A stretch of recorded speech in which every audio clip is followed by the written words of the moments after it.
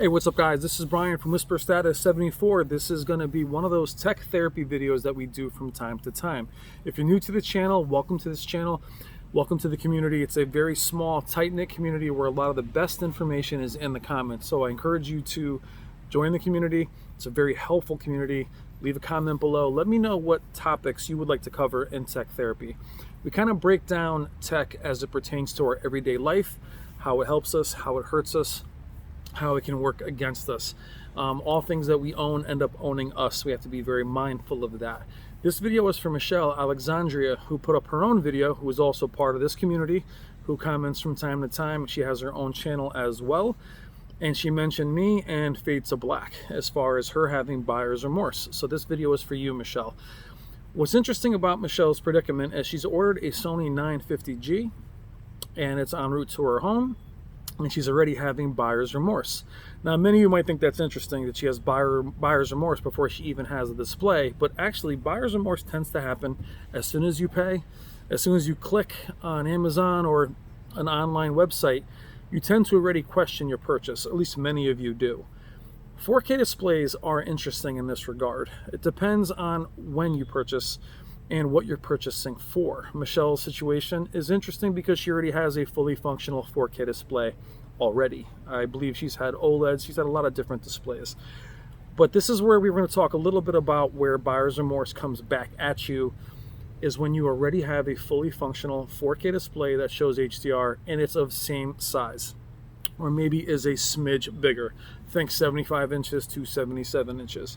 Commonly upgrading will be resolution based, 1080p, 4K. A couple years ago, it was hard to recommend 4K. There were no 4K Blu-ray discs. There was very little in terms of streaming. Xbox One X and the PS4 Pro weren't out yet. A lot of it was just upscaling. Unless you had a PC, you weren't seeing 4K gaming. And a lot of times with this type of video back then, I recommended waiting, especially if it was for movies and just streaming. Especially since a lot of 4K was 2K upscales and still is. But for then the next group of you is size based. My display is something that I wanted to always get a larger display. A lot of times you'll buy a 1080p display that's 52 inches or 49 inches, and then you'll buy an equal size display at a higher resolution. The problem is the bezel, the displays themselves are smaller, and you're like, man, I should have went up in size, especially with a higher resolution, lets you sit closer than ever before. Now, there's also that other small group that was an early adopter to 4K. Maybe they have a display that isn't HDR enabled and are really kicking themselves and says, hey, I need HDR. Now, all three of those have their own buyer's remorse, but those are all pretty easy decisions. Unless you're like a lot of you guys that are really big plasma fans, then you're not really interested in that. My boy John Hooper just got himself a new plasma. Congratulations, John. The plasma lovers, we're going to do a video on you guys when I review my buddy's Pioneer Elite.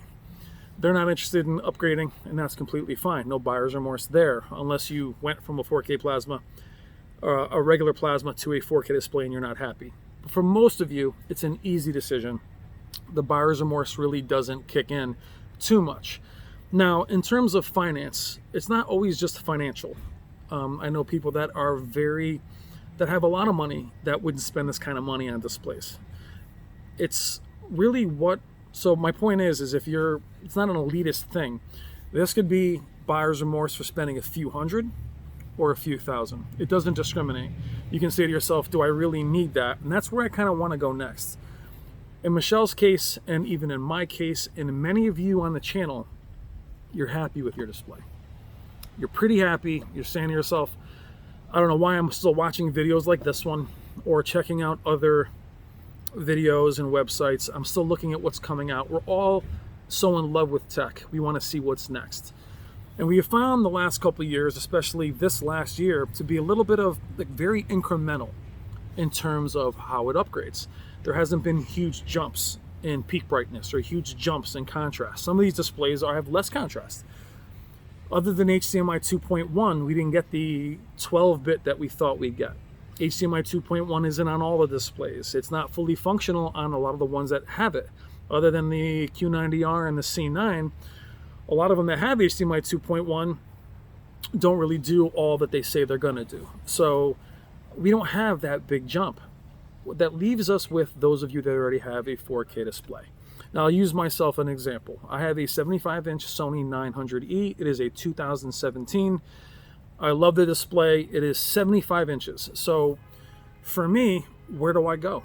Am I going to 77 or 82 or 85? I don't really want to go up in size too much. It's not in a huge room. But when I think about upgrading, which I have thought about many times, I'm eyeing 3 displays. I'm eyeing currently the 75-inch Vizio Quantum XP series that I've been talking about. I was close to buying it a few times. It's now dropped in price. We're going to talk about bargaining posture in a second. Then I'm looking at the 77-inch C9, waiting for that to drop. And I'm actually looking at the 82-inch Samsung Q90R. Now, going back to that, one, the Vizio needs to beat the Sony 900E in every single category for it to make sense. Now, the Sony 900E, when it was purchased, it doesn't cost what it would cost now, but the point is, with what I'm going to upgrade to, does it blow it away in every single category? Well, I will tell you that it does not. The Vizio Quantum XP series doesn't beat it in everything. Gradients, motion, certain things that it's not going to be an upgrade. It can't go backwards. When it goes backwards, you say to yourself, why did I buy that? Then becomes the buyer's remorse. God, I already had a display that worked. Why am I buying a new one? Why am I spending the money on something that's new? It better wow you. And unfortunately, if you have a fully functional 4K display that can display HDR and you're happy with it, the next jump up, I don't care what is out there, isn't going to make you feel, unless you have unlimited funds, you're going to question it. So for me, if I have a 75-inch TV that does everything well, and the Vizio XP series does some other things much better, albeit peak brightness, contrast, Dolby Vision, is it worth the extra $4,000, $3,000, $2,000? Is it $2,000 better? Now, as it's coming down in price, it's interesting again. It's down to $1,500. I don't have to buy it. And that's what I mean about bargaining posture, I should say, is not having to buy it. I have all of the advantage. The minute I hit buy, I lose the advantage. Then I'm saying to myself, do I really want to go through setting this thing up and checking it for dead pixels and going through all the defects that might be it? Okay. Now the Vizio is becoming more attractive as it drops in price. Now, it's not, if it doesn't work out, it's not a big deal. But when I think about going up to the 77-inch C9 or the Q90R, now I'm talking about spending $5,000, $4,500. I would have extreme buyer's remorse as I'm getting ready to pull the trigger. Yes, those TVs, I only like calling them TVs, those displays are much better than what I currently have. They're still 4K. They're much better, don't get me wrong, but are they $5,000 better? I don't think so.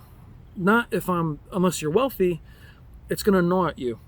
Unless you have no responsibilities. I have children, I have career, I have a life, I have stuff going on.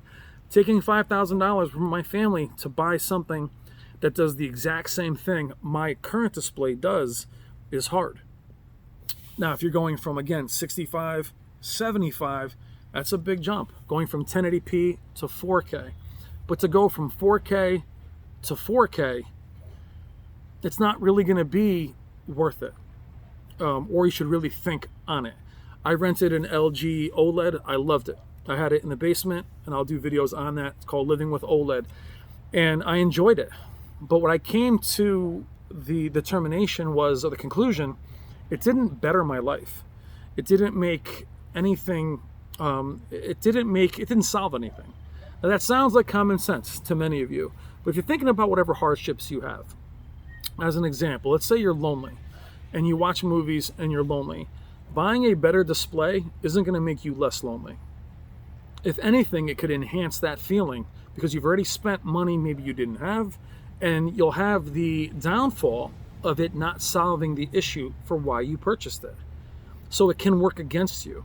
You can say to yourself, all of the hype of buying this thing was the research, the excitement, Then the reality comes in that the money's going away, and that initial, it's like dating, that initial hunt, that initial chase in the beginning is the best part. Not the comfort and then the downfall. Not saying relationships are a downfall, but you get what I mean. The researching it and getting hyped and excited is better than the reality in a lot of cases. Then comes the reality of the money going out, the shipping. Is there going to be any issues with this? I think that's what Michelle is feeling. I don't want to deal with this thing if it's not what I thought it was going to be. Is it even better than what I already have? And that's, for me, with the Sony, the displays that I've listed, and especially the OLED and the Samsung, are a lot better than the 900E. But I'm loving the one I'm with. If you want to give me that display, or I'm not going to spend triple what I paid for this one. So I have to keep telling myself to stop. The Vizio, again, is much more attractive, as now it's this fully spec display for $1,500 come Black Friday. And even then, I would just be buying it for the channel. I don't need to upgrade. Out of all honesty, guys, if I didn't have this channel, I would not be watching TV videos. I wouldn't stay up on it. I had such a long journey buying that display, I would just try to enjoy the content. And I encourage that for you guys. Buyer's remorse tends to come from things that are wanted, not needed. Things that you really want. You want that difference. If I'm looking at my display, it's not quite 1,000 nits. So 2,000 nits is what I really want. 3,000 nits. I like HDR. I want Dolby Vision. Those are all nice things to want. Are they night and day? Not at triple or double the price. Not at the pressure it's going to put on your family, on your expenses, and your stress. If you're already saying to yourself, should I? Don't. Can I swing this? Especially if it's going to put you in a financial situation or cause stress on your family. As my wife and I are deciding about buying these displays, one, she thinks I'm crazy because she watched me go through a huge amount of defective displays that started at a Vizio P series all the way up to a flagship Samsung, down to a flagship Sony, down to a mid-range Sony. That was, you can see that, those videos are on the channel, 4K Nightmare / Journey, and what you can learn. Those are life-altering. And I would say it was a hardship, amount of wasted time, and thinking they're defective, and I don't want to go through that crap again unless I have to. And that's where the buyer's remorse has another angle.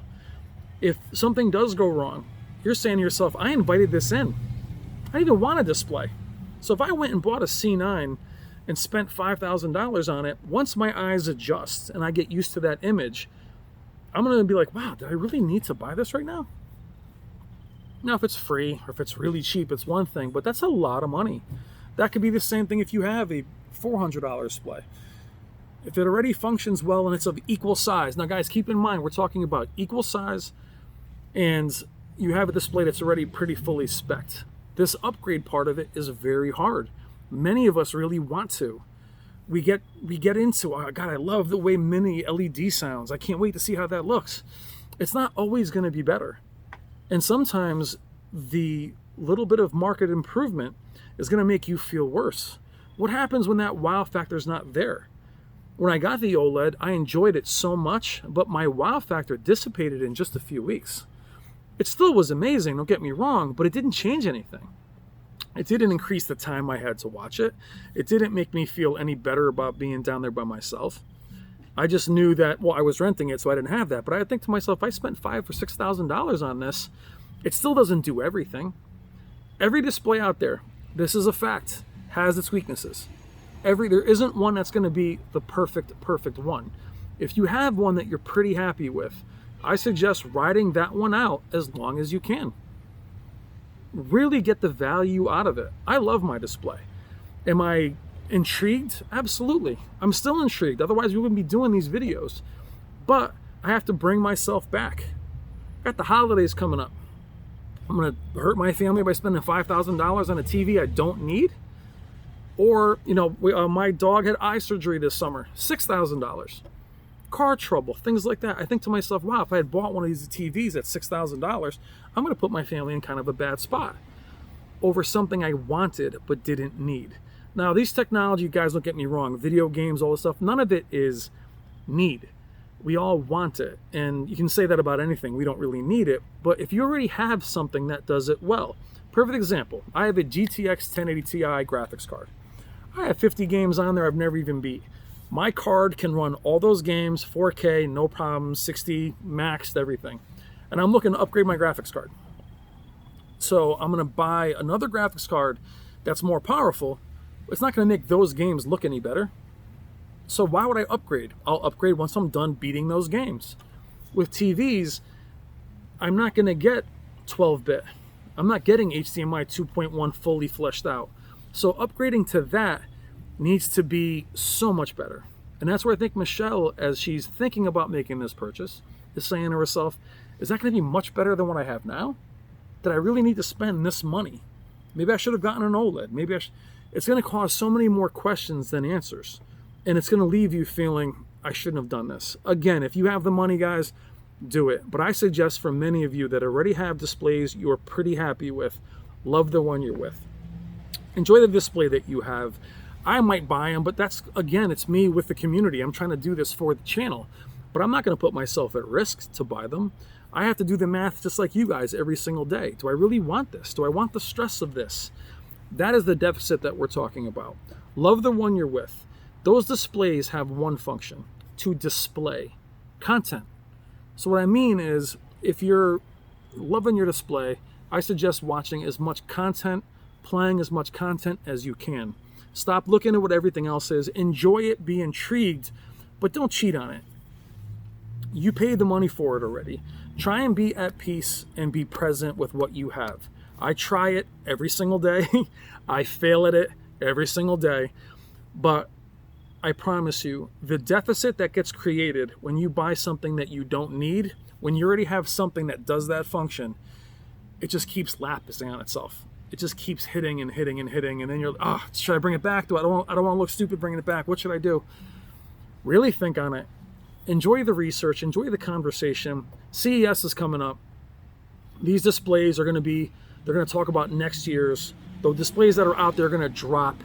If you're going to upgrade a display that you already have that's well spec'd and does what you want it to, it better be a bargain. Make it a bargain.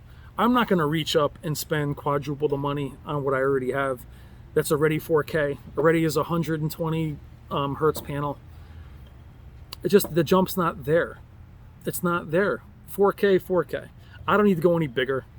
And every one of these displays just poses more questions. It's not going to solve anything. So, not saying don't buy new stuff. I'm just saying really think about buyer's remorse when we're purchasing another 4K display when you already have one that does the job. Love the one you're with. Enjoy the money you've already spent. Save your money. Play games. Watch content. Watch sports. And just don't nitpick it to death.